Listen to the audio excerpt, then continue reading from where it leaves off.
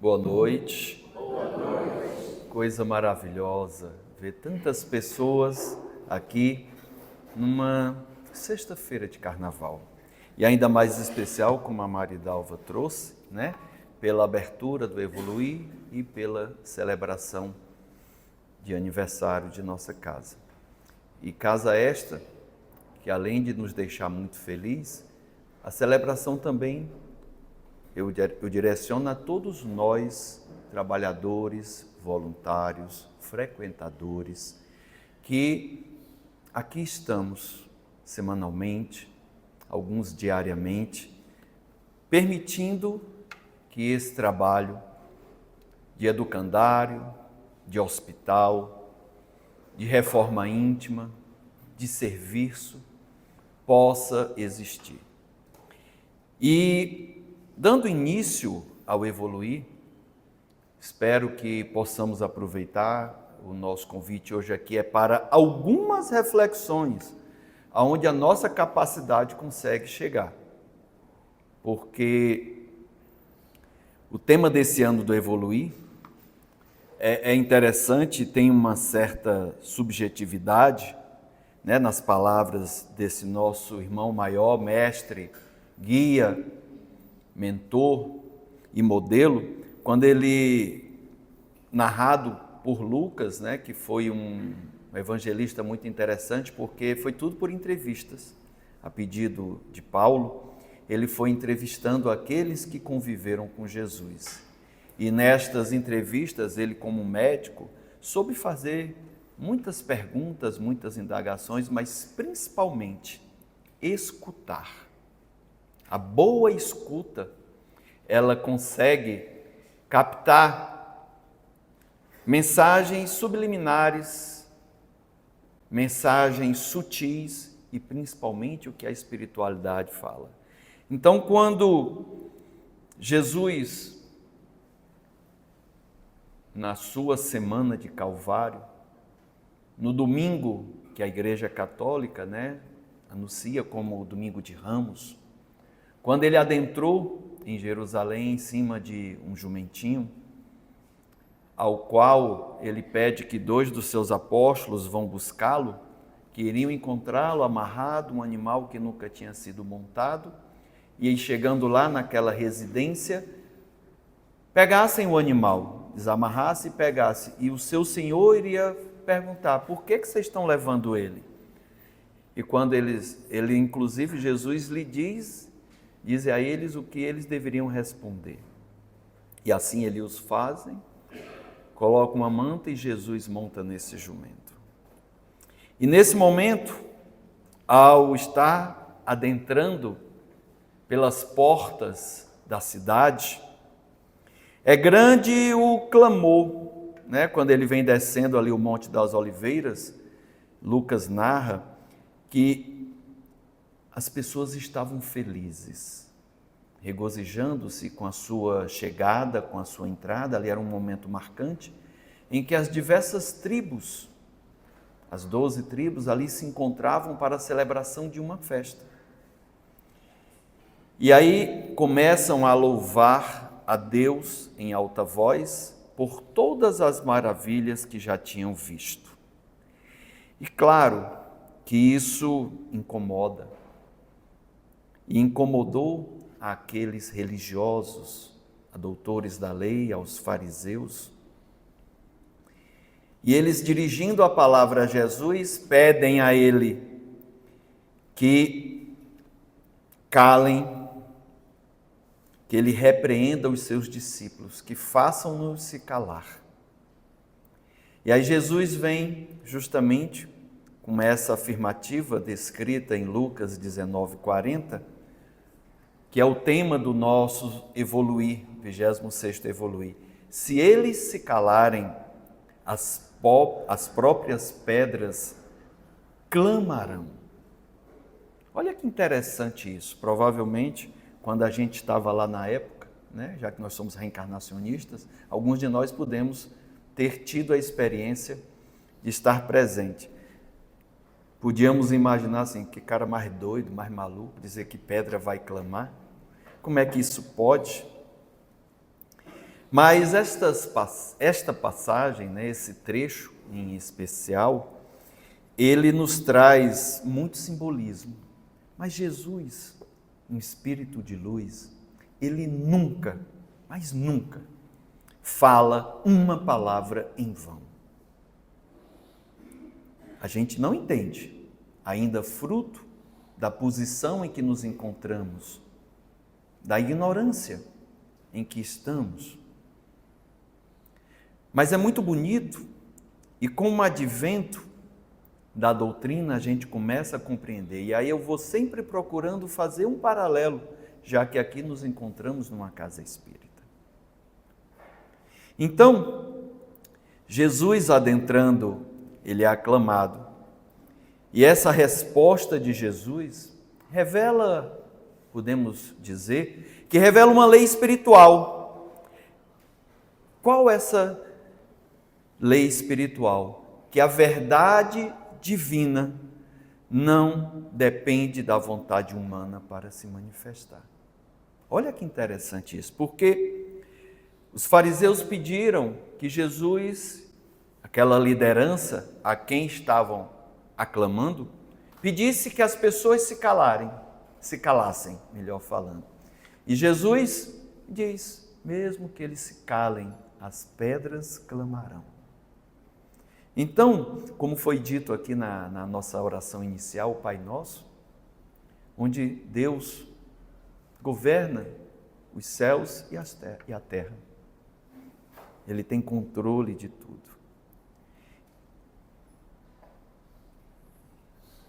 E o tema que eu escolhi para esse evoluir foi o Evangelho que ecoa além das palavras, que até hoje ressoa, que até hoje toca-nos o coração, nossas mentes, que até hoje é vivo, verdadeiro.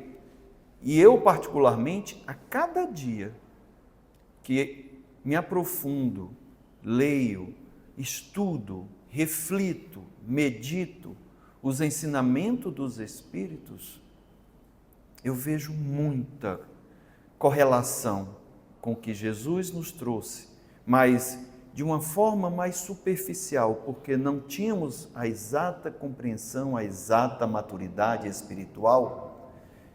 E como ele promete um consolador, ele traz, ele mesmo como Espírito de verdade, vem trazendo mais aprofundamento.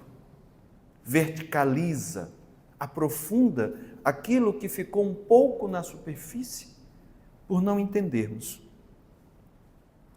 Então, que a gente possa compreender esse Evangelho que ecoa além das palavras, que a gente possa estar receptivos e abertos à mensagem que o Evangelho nos traz e um pouco do que eu procurarei trazer como reflexão. Porque como veio, eu não passei isso, eu só passei o tema, mas achei interessante, na divulgação veio como se fosse um subtema, uma frase que eu anotei aqui, da palavra ao gesto, o Evangelho acontece. E é verdade. Porque às vezes, e Jesus falava disso muito, e aí eu vou sempre fazer essas correlações, porque os Espíritos nos ensinam muito, quando ele disse que nem todos aqueles que dizem Senhor, Senhor, serão salvos. Porque às vezes eu estou dizendo, repetindo, no automatismo, mas eu ainda não vivencio o Evangelho em mim. Eu ainda não sou cristão. Porque na prática, nas palavras sim, mas muitas vezes na prática, eu ainda não consigo viver, expressar, agir como Ele nos mostrou.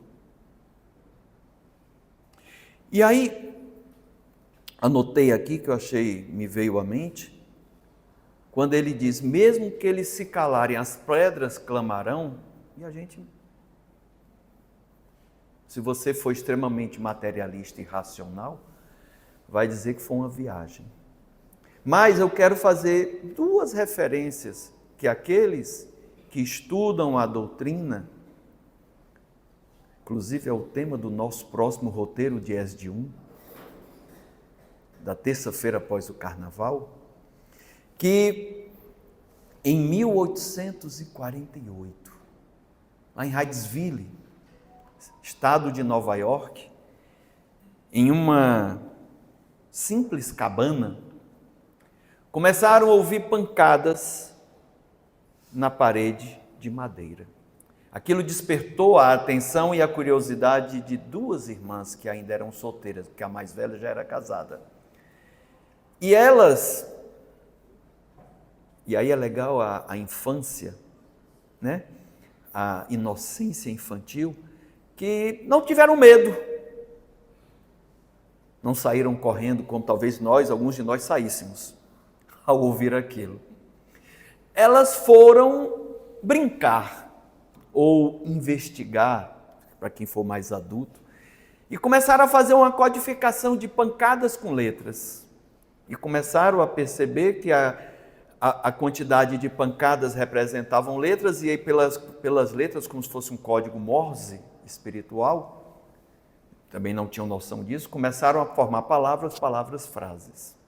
E aquelas pancadas, né, as pedras, clamarão, fazendo uma correlação da época de Jesus, revelaram que ali era uma pessoa que ali viveu, trabalhava ali, era um escravo, e o seu dono, né, vamos dizer assim, que a gente não pode ser propriedade de ninguém, mas o seu dono, que era o mascate, o matou e o escondeu dentro das paredes.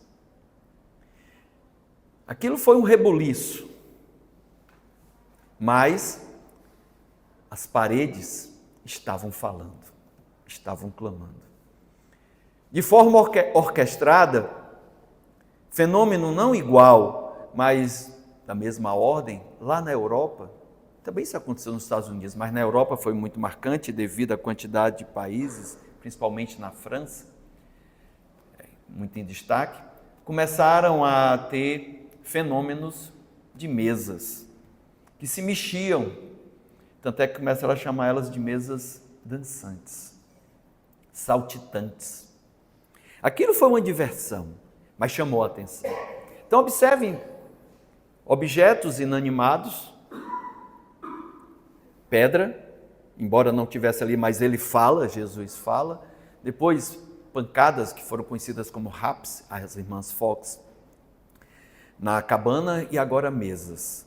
E no processo evolutivo, vamos dizer assim, dessas manifestações inteligentes, porque até então ninguém acreditava que havia inteligência ali, alguns grupos pesquisadores que já estavam há 5 anos buscando fazer perguntas e obter respostas, inclusive eram chamadas de mesas falantes, porque a sua fala se dava pelas pancadas dos pés, e pela quantidade de pancadas se iam formando novamente palavras e letras. Né? Então isso é interessante porque quando Deus, por meio da falange de espíritos, deseja que algo seja revelado, assim o será, não importa como, porque depois eles mesmos descreveram como eles faziam esse processo, por meio da obtenção de fluidos do ambiente, de pessoas ali presentes e também de espíritos, e envolvendo de forma fluídica, magnética os objetos, davam-lhe, e aí, aspas, né, está lá no Livro dos Médiuns, vida. E nesta vida ficava aquele objeto podendo trazer respostas inteligentes que um determinado professor, Rivail, magnetizador, estudante de magnetismo,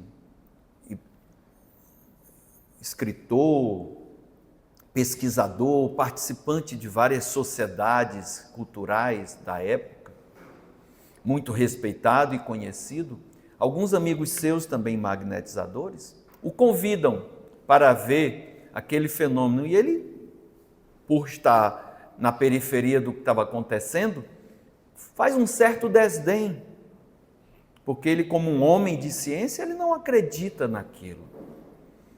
Como magnetizador, ele só acredita que aquilo é um processo de magnetismo natural. Os um pouco mais à frente, vão lembrar do Uri Geller. Aqueles que não sabem quem é, depois dá um Google ou pergunta a alguém ao seu lado que ele pode lhe dizer. Então é interessante porque lhe disseram que eles traziam respostas inteligentes. Como uma mesa pode trazer algo inteligível? E por forçação de barra e respeito à amizade, ele aceita ir a uma sessão, a uma reunião, onde os seus amigos já há 5 anos, desde 1849 mais ou menos, porque ele é apresentado pela primeira vez em maio de 54, ele vai ao local, primeiro descrente, graças a Deus que ele foi descrente, né? E fica encantado, sai dali encantado, desculpem, porque ele encontrou questões filosóficas que muitos filósofos perderam noites de sono. Questões, perguntas complexas e respostas claras, concisas, mas de muita profundidade, coerentes. Então, eu falei disso para fazer essa correlação com essa passagem que Jesus nos diz. Que mesmo que eles se calarem, as pedras clamarão. E se hoje cada um de vocês está aqui, às vezes vem a convite, mas vem a convite porque alguém que está frequentando, ele tem uma credibilidade que você fala assim, deve ter algo de interessante, aí eu vou assistir, eu vou lá. Então, se hoje nós aqui estamos reunidos, é fruto destas palavras de Jesus que ainda ecoam até hoje.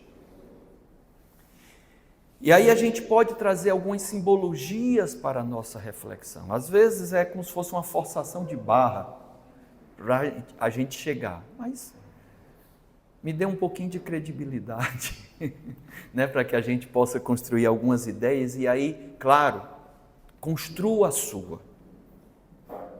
Chegue às suas conclusões, concordo, não concordo. Que interessante, isso me fez refletir ou pensar sobre esse aspecto, sobre esse ponto. Porque provavelmente algumas coisas que serão trazidas aqui são vivenciadas por cada um de nós, são práticas. E com isso, o convite que fica, estejamos receptivos, porque nada é em vão. Então, uma das coisas que a gente pode pensar nesse simbolismo das pedras, que Jesus nos fala, é com relação à nossa consciência ainda adormecida, ainda muito materializada, ainda muito no presente. Claro que o presente é importante, mas eu preciso também pensar no futuro.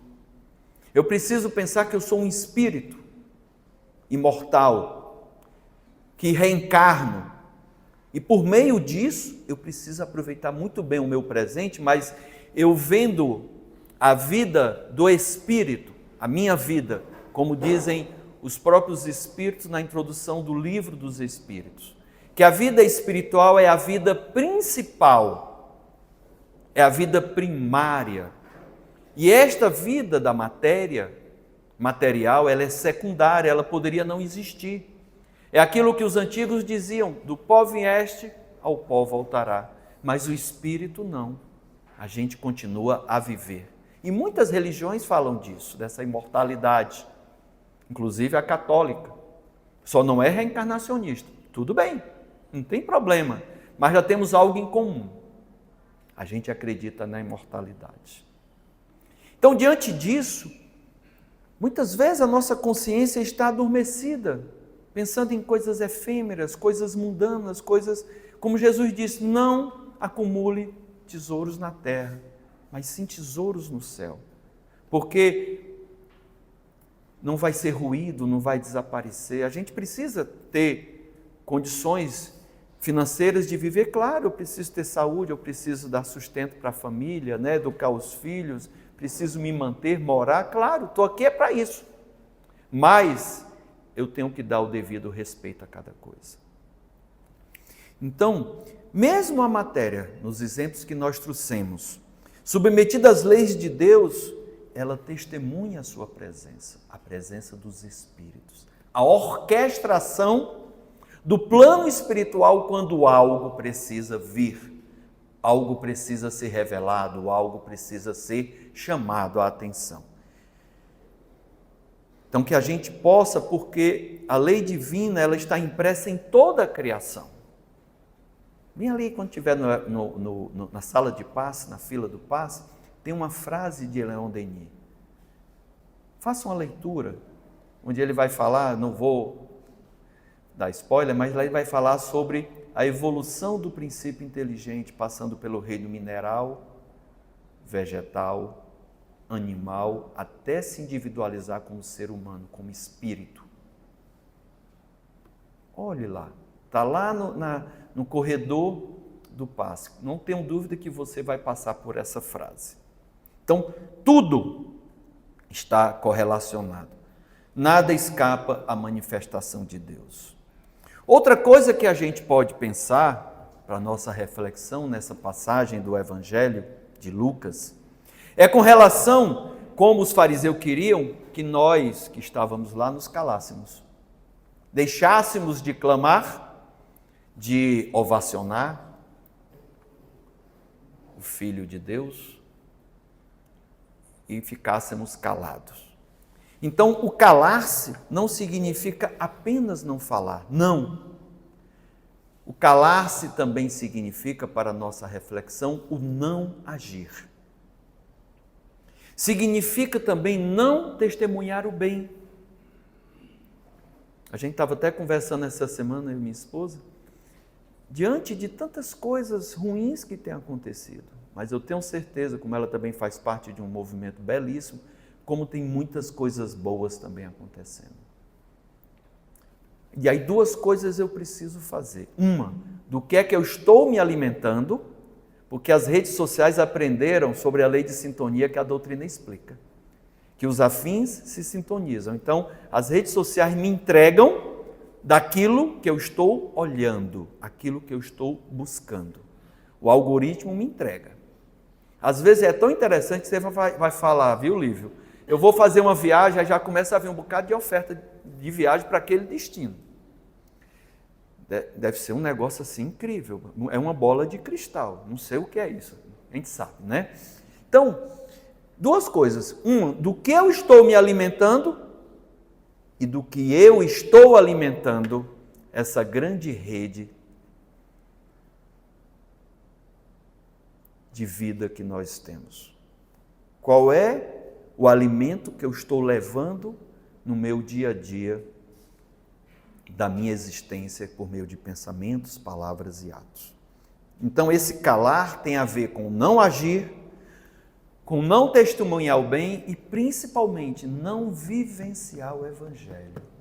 Porque o Evangelho não é para eu saber na ponta da língua não, porque senão fica igual aquela frase, se eu não vivenciar, é aquilo que eu comentei no início. Nem todos aqueles que dizem Senhor, Senhor serão salvos, porque ele não está vivenciando. E é interessante que no Espiritismo, a omissão consciente, aí é uma coisa interessante, porque a gente se depara com irmãos que estão na doutrina, às vezes há pouco tempo, ou ainda estão batendo cabeça, teimando, aí vai dizer assim, rapaz, a senhora está vindo a primeira vez, eu vou lhe dizer isso, aí o João vai lhe convencer para a senhora quiser vir outras vezes assistir. A pessoa diz assim, oh meu Deus, agora eu não erro mais em paz, porque eu estou tomando consciência das coisas e estou entendendo que tem uma lei de causa e efeito, tem uma história de livre-arbítrio. Estava tão bem quando eu não conhecia a doutrina. Eu só diria assim, que bom que você está tendo a oportunidade de abrir os olhos. E Jesus já diz, conhecereis a verdade e a verdade vos libertará. Então, No Espiritismo, a omissão consciente, desculpa, mas vou ter que falar, é também responsabilidade espiritual. Aí tem gente que se mexe todo dia, meu Deus. E isso está lá no Livro dos Espíritos, na questão 642. Vou até botar minha mão no bolso. Quando Kardec, de forma muito maestral, pergunta assim aos espíritos, porque ele está falando do bem e do mal. É aquela coisa, né, que o Roberto Carlos canta, que durante muito tempo ele ficou sem cantar o mal, né? Falar a palavra. Quando Kardec pergunta assim, olha que interessante a pergunta, e a resposta é reveladora e libertadora. Será suficiente não se fazer o mal para ser agradável a Deus e assegurar uma situação futura, ou seja, eu ir para o céu, ficar deitado, ouvindo anjos tocando harpa, deitado numa nuvem, será suficiente eu não fazer o mal? Olha, eu não faço o mal. Agora, a pergunta é capciosa. Kardec às vezes é malicioso. Agora, olha a resposta que os espíritos dão, o quanto ela é libertadora, confortadora, esclarecedora, e nos convida para agir, para testemunhar o bem e para viver o Evangelho. Porque eles dizem assim, não, ou seja, não é suficiente não fazer o mal. Isso, Neidinha. É preciso fazer o bem, mas no limite das suas próprias forças. Forças aqui é força física, força intelectual, força até espiritual, porque às vezes a minha ignorância, eu acho que estou fazendo bem. E às vezes eu estou prejudicando o outro. Então, eles são muito inteligentes quando dizem, é preciso fazer o bem nos limites das próprias forças, pois cada um de nós é responsável por todo o mal que tiver ocorrido por causa do bem que eu deixei de fazer. Durma com essa. Onde tu vai fazer eu ficar o carnaval todinho assim? Não, pois vem amanhã, vem a domingo, vem a segunda, vem a terça, para ver se os outros desconstroem um pouco do que eu estou construindo. Né? Porque aqui está no Livro dos Espíritos. Quando ele diz assim, ó, pois cada um responderá, lei de causa e efeito, por todo o mal que tiver ocorrido pela minha omissão. É o que Jesus disse a cada um conforme as suas obras. Então vamos construir, vamos fazer obras, vamos levar o Evangelho, viver, porque não é pregar não é preciso pregar nada, é preciso viver, exemplificar, o exemplo arrasta multidões. E Jesus tem tanto conhecimento disso, porque o próprio Kardec diz que a doutrina não procura fazer proselitismo. Não, você pode continuar até na sua religião, porque a doutrina não é religião. Então, ele diz que não precisa. Então, a gente tem que ter essa consciência. E lembrando que estas obras incluem as minhas ações, mas também as minhas omissões, o meu calar. Inclui os meus pensamentos. Por isso o ensinamento do Livro dos Espíritos, conforme a minha capacidade.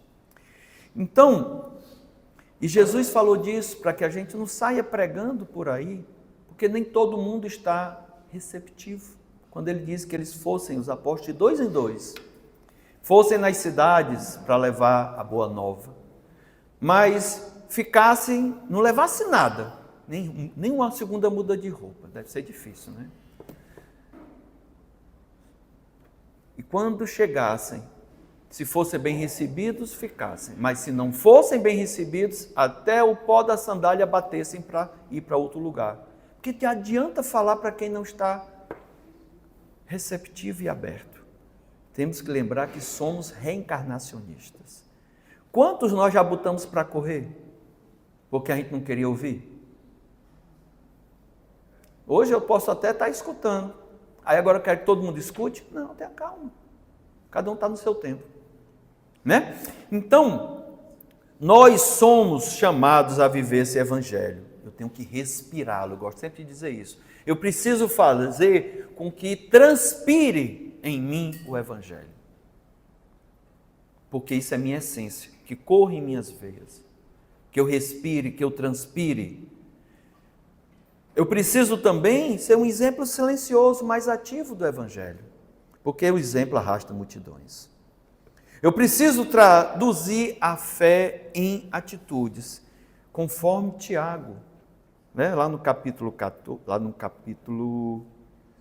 não, aqui já é o versículo 14, eu não anotei o capítulo, peço desculpas. Mas Tiago, lá no versículo 14 e 17, ele diz: meus irmãos, que interessa se alguém disser que tem fé em Deus e não fizer prova disso através de obras? Já falei aqui 2 vezes, não vou repetir a frase a 3ª vez, tá?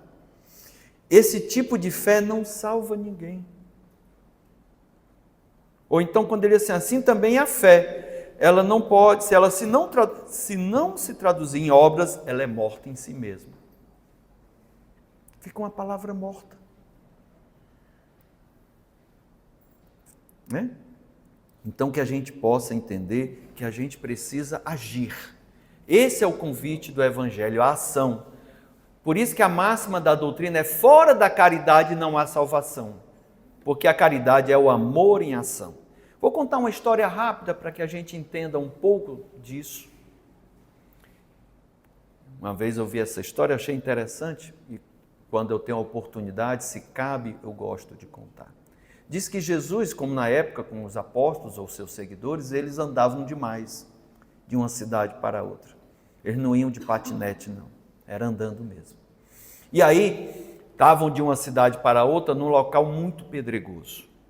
Ele, com os seus discípulos, se depararam com uma cena interessante. Um comerciante cuja carroça cheia de mercadoria, uma roda ao chão, que havia se soltado por conta do terreno irregular, e ele de joelhos orando, pedindo a Deus que a sua carroça fosse consertada e ele continuasse a viagem.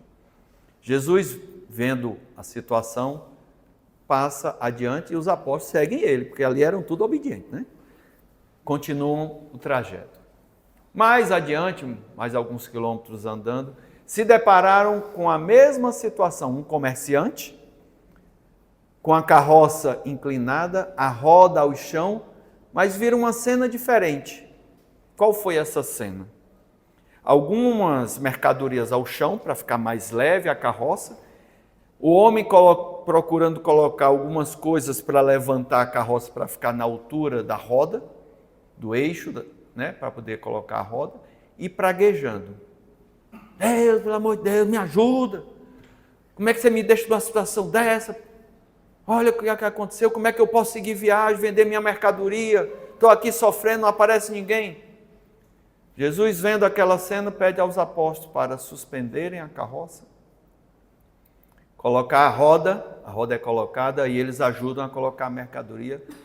O comerciante agradece, segue viagem, Jesus com seus apóstolos também, mas ficam ali encucados e questionam Jesus. Mas mestre, não estou entendendo a sua ação e reação. Por quê?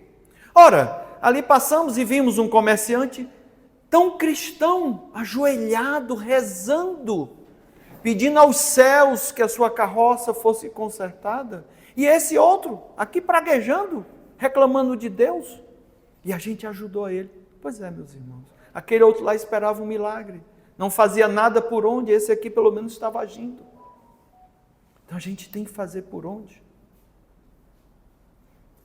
E Jesus fala disso em 3 frases muito interessantes, que eu gosto também sempre de citar, que eu tenho oportunidade, porque para mim ela é muito marcante. Ela me reposicionou muito na minha forma de ser e de agir. Quando ele diz: pedi e obtereis, buscai e achareis, batei a porta e ela vai se abrir. Mas parece tão tolo, tão besta, tão pueril, tão infantil, que ele precisou enfatizar, reforçar, dizer: todo aquele que busca, encontrará. Todo aquele que pede, obterá, será atendido. Claro, né? Às vezes eu não sou merecedor ainda, ou o tempo de Deus é outro.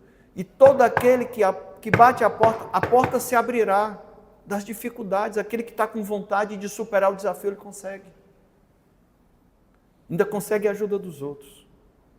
Então, Jesus mostrou, a doutrina espírita nos fala que eu preciso fazer a minha parte. O evangelho é ação. Por isso que é fora da caridade. Tem tudo a ver com aquela questão que a gente falou há pouco do bem e do mal. De não fazer o mal se já resolve. Não resolve. Né?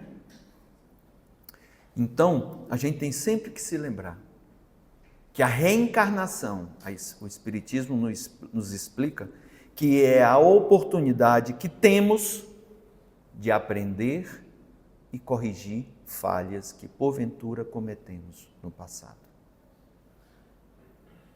Até no presente. Porque no Evangelho, segundo o Espiritismo, capítulo 5, extraindo a passagem de Jesus do Sermão do Monte, bem-aventurados os aflitos, nos mostra que às vezes o fruto que eu estou comendo azedo, eu plantei ainda nessa vida. Mas às vezes ele vem de outras reencarnações. Então que a gente possa aproveitar. Então não basta crer. Não, isso é a coisa mais fácil de falar. É preciso testemunhar com a própria vida, vivendo, exemplificando, arrastando multidões. A gente estava vendo um vídeo essa semana, ela estava me mostrando, a Idejane, de um casal com um filho, e a esposa passando o aspirador e o marido, toda a vida que ela estava fazendo, ele levantava o tapete, o esposo. Todas as vezes sendo, né, uma parceria. E a criança só olhando. Aí tem um dia que o pai não está ali, a mãe já próxima do tapete, o garoto levanta. Aí às vezes a gente pergunta por que meu filho é tão agressivo.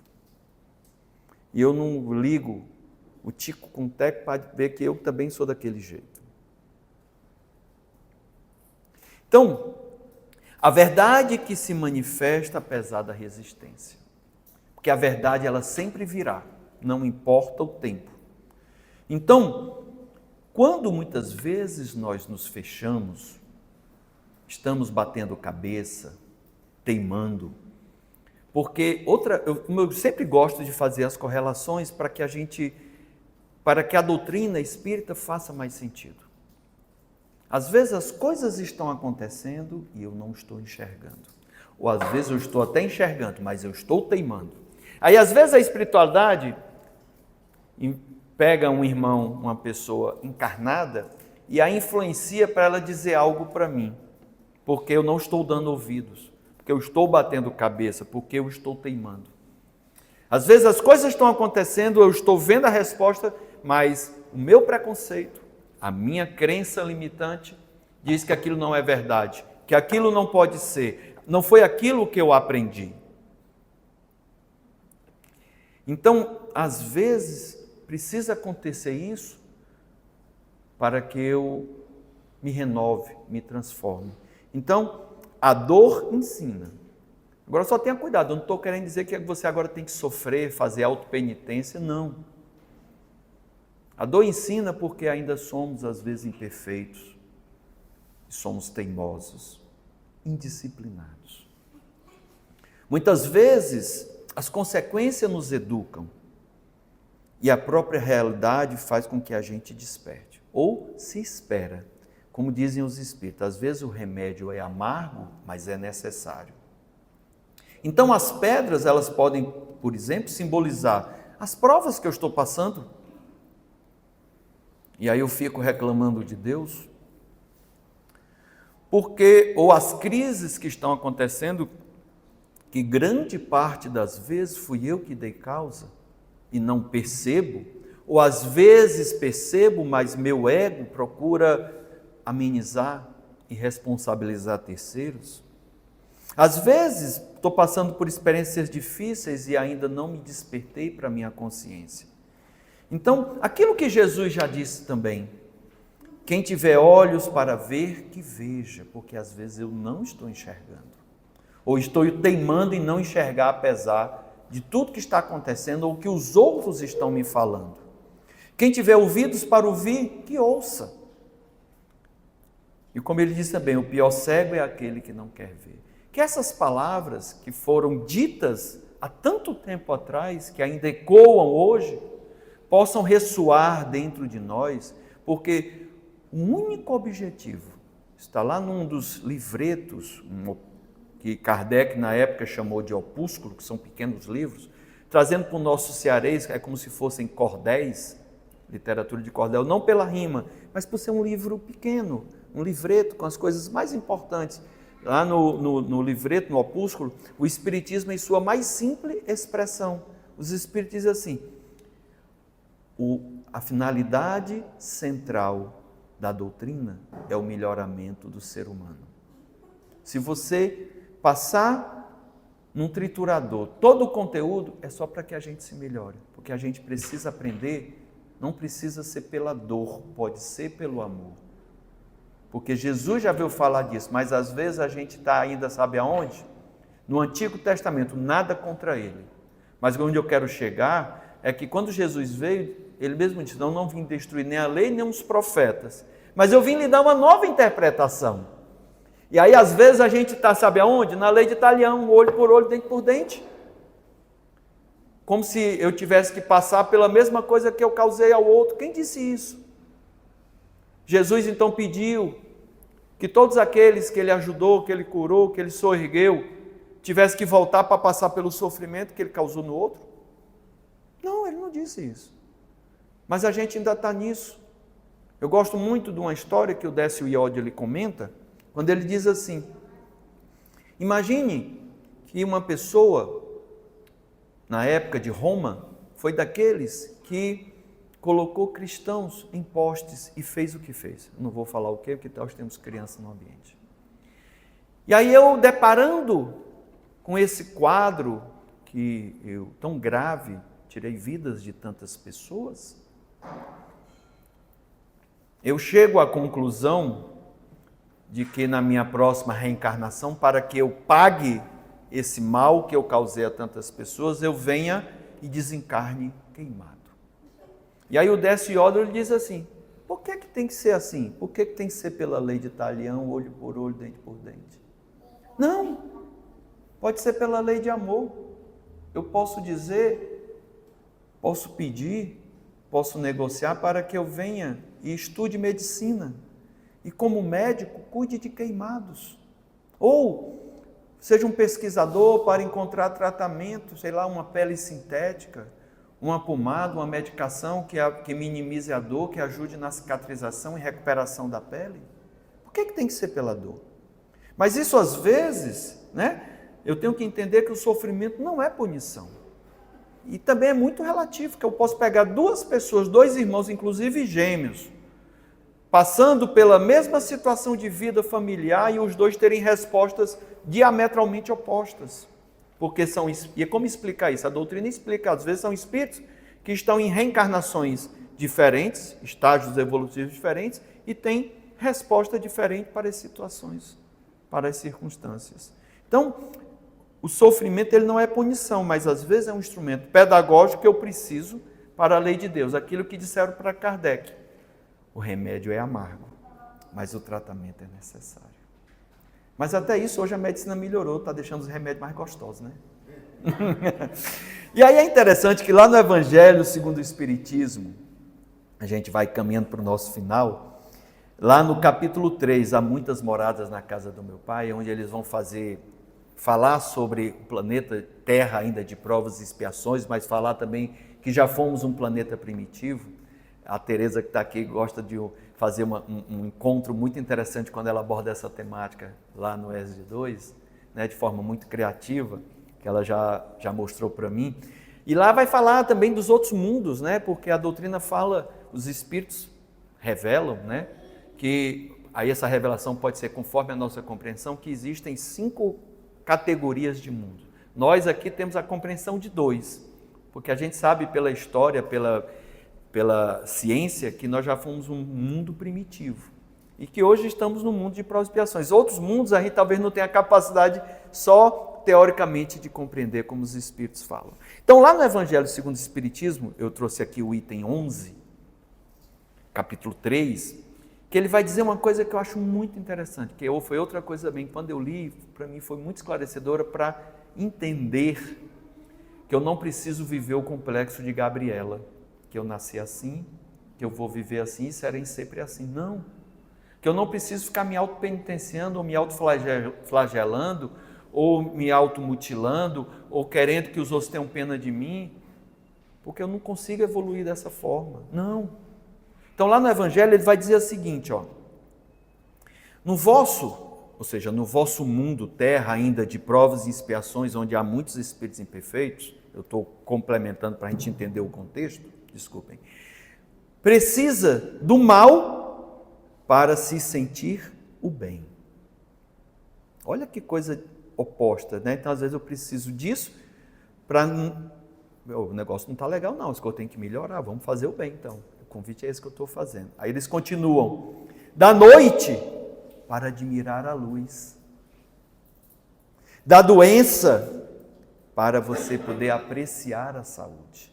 Quantas pessoas acordam, despertam, mudam a vida quando passam por situações de dor, de trevas no sentido de problemas, e sai daquilo, e sai fortalecido, sai renovado, mas outros também se afundam. Ou da doença, às vezes um problema de saúde, que quase que bate as botas, como se diz, né? E mudou totalmente a vida. A gente conhece, ou até a gente pode ser exemplo disso. Então, naqueles outros, ou seja, nos outros mundos mais ditosos, não há necessidade desses contrastes. Que tal a gente que está no mundo, está no período de transição planetária, começar a viver aqui coisas melhores, para que esse mundo aqui mais rapidamente se torne um mundo regenerado, né? Naqueles outros, regenerados, ditosos e tudo mais, não há necessidade desses contrastes. Agora eu vou deixar um gostinho para que você tenha bons sonhos hoje à noite. E aí depois eu vou fazer meu encerramento. Quais são os bons sonhos? Que está ainda nesse mesmo item 11, continuando no parágrafo. Eles falam assim, a eterna luz, a eterna beleza e a eterna serenidade da alma proporcionam uma alegria eterna. Vamos ficar com invejinha boa? Livre de ser perturbada pelas angústias da vida material ou pelo contrato dos maus, que lá não tem acesso. Isso o que o espírito humano maior dificuldade encontra para compreender. Por quê? Aí eu estou pulando um trecho. Sendo ainda inferior o ser humano, o espírito, né? Só há experimentado dores e misérias. Jamais entreviu as claridades celestes. Deve ser coisa assim magnífica. Deus queira que eu veja. Não pode, pois, falar do que não conhece. À medida, porém, que se eleva e se depura, o horizonte se lhe dilata e ele compreende o bem que está diante de si, como compreendeu o mal que lhe está atrás. Isso é reconfortante. E no item 12, para complementar o reconforto, eles dizem assim, entretanto, os mundos felizes não são orbes privilegiados, visto que Deus não é parcial para qualquer de seus filhos. A todos, dá os mesmos direitos e as mesmas facilidades para chegarem a tais mundos. Inclusive, aqui a Terra pode passar a ser. Porque todos nós partimos do mesmo ponto evolutivo.